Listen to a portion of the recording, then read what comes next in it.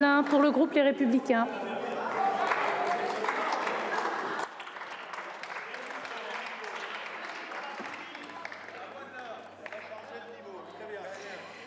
Madame la Présidente, Madame la Ministre, Mesdames les rapporteurs, mes chers collègues.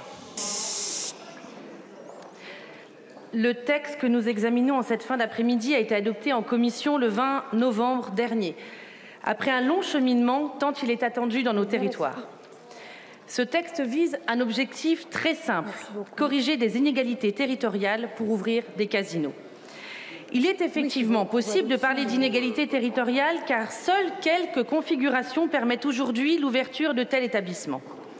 En effet, les jeux de hasard et de loterie, plus largement l'activité autour des jeux d'argent, est strictement encadrée, circonscrite principalement aux stations thermales et balnéaires.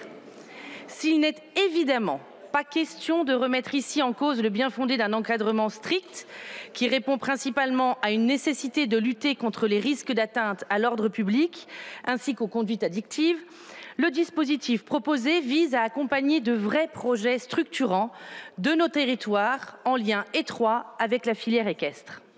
En effet, le texte vise à permettre une autre possibilité d'installation dans les communes disposant d'une infrastructure équestre et d'événements hippiques importants et comptant dans leur périmètre un ou plusieurs éléments du patrimoine matériel ou immatériel, propriété de l'Institut français du cheval et de l'équitation.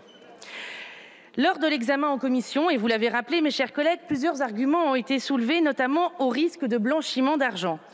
Mais l'activité des casinos est l'une des plus contrôlées dans notre pays. Tous les mouvements de change supérieurs ou égal à 2 000 € notamment font l'objet d'un enregistrement nominatif sur les livres de la comptabilité des jeux. Et puis depuis 2006, des procédures internes sont suivies par tous les casinos de France pour permettre à Tracfin d'identifier précisément des mouvements d'argent suspects. Alors s'il ne s'agit à l'évidence pas d'un argument fondé, cette initiative parlementaire trouve en réalité son origine dans un projet de terrain, initié par des élus locaux et ce, quelles que soient les étiquettes politiques. Alors député de Saumur, comme ma collègue rapporteure, je peux vous dire que depuis 30 ans, depuis Jean-Paul Hugot, que les élus de Saumur ont impulsé cette idée de voir s'implanter un casino dans la commune. Et malheureusement, confronté aux contraintes réglementaires, le projet n'a jamais pu être réalisé. Alors gageons qu'aujourd'hui le législateur lève ses lourdeurs et laisse entrevoir enfin aux élus la possibilité de voir leurs projets locaux se réaliser. Alors c'est la raison pour laquelle le Sénat a adopté ce texte en première lecture. Et c'est pourquoi le groupe Les Républicains a demandé son inscription à l'ordre du jour. Pouvoir développer un projet de casino est un atout indéniable pour un territoire touristique et évidemment une source de ressources financières importantes dans une période où les budgets sont de plus en plus réduits pour nos collectivités. Nous avons la chance d'avoir sur le territoire national plusieurs sites disposant d'une activité équestre importante. C'est notamment le cas à Saumur depuis plus de 200 ans avec le Cadre Noir qui participe au rayonnement international de l'art équestre français.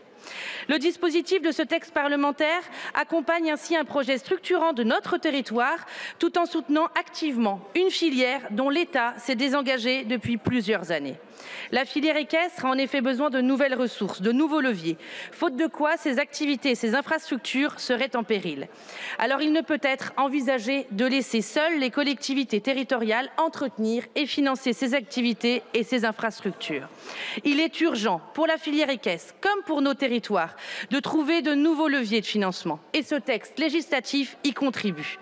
Alors lors de son examen au Sénat, les recettes fiscales ont été estimées à plus de 1 million d'euros pour la commune de Saumur, à plus de 400 000 € pour Arnac-Pompadour. Ces finances permettront indéniablement de soutenir des filières hippiques essentielles, sans compter que l'implantation de nouvelles structures de casinos sera inévitablement source de nombreux emplois, directs, indirects, véritables atouts pour toute une agglomération. Dans les Pays de la Loire, particulièrement en Anjou, nos filières équestres font notre fierté.